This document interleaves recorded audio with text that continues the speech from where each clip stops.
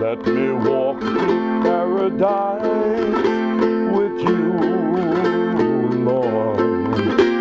Take my hand and lead me there.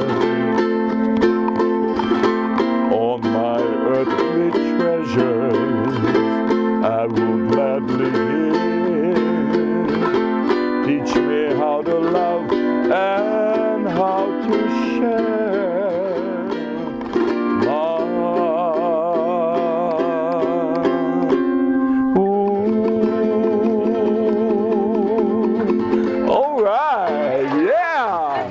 Oh, God bless you. Where you from?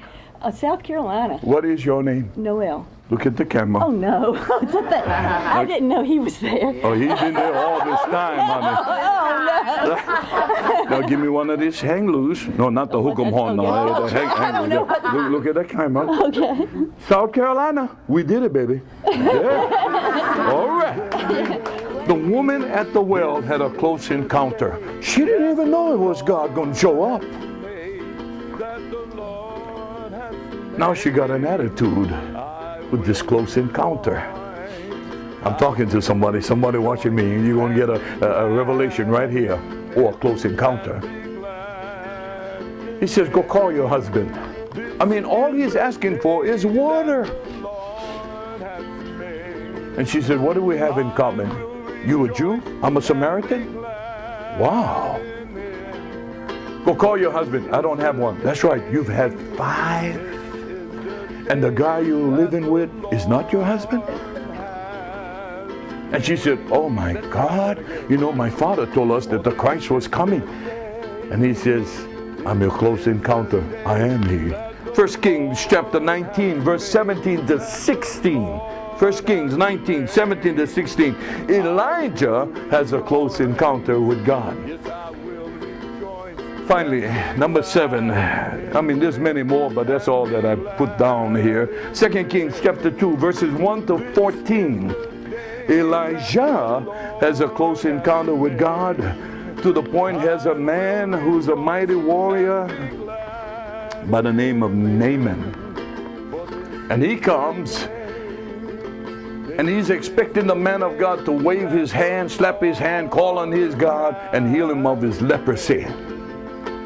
But the man of God don't go out to see him. He just sends the servant, and he said, tell him dip himself 7 times in the muddy waters of Jordan. And he gets angry. Listen, don't get angry with God. Bless him. Yeah, but Pastor, you don't know what I'm going through. Does it matter? God does.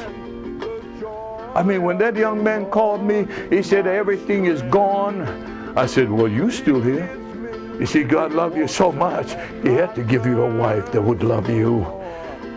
And he loved you so much, he'd had to give a husband that obeyed him too. To command him, husband, love your wife as Christ loved the church and gave himself for it. You see, beloved, somebody needs to hear. God loved people, even those standing out there. You may not be here, but I want to tell you, and those watching me by the television, you're going through your struggles, but there's a close encounter of the best kind. And that's when God shows up. Who would ever think last week that woman was beaten, battered? She thought she had a close encounter with a man that looked at her and said, boy, you look beautiful, honey. Give it time. When you look at him, he was young, and his chest was up here with the rest of us guys. Give it time. But when you start feeling angry and bitter, listen, don't look at anybody else. Pretty soon taking something else that don't belong to you. Look to the God that gave you everything you got. And say, God, because when that preacher showed up at King David, he became angry, talking about another man, thinking that he was close to God's heart. And that man of God said, you're the man we serve. Come on, let everybody know. Oh, what a mighty God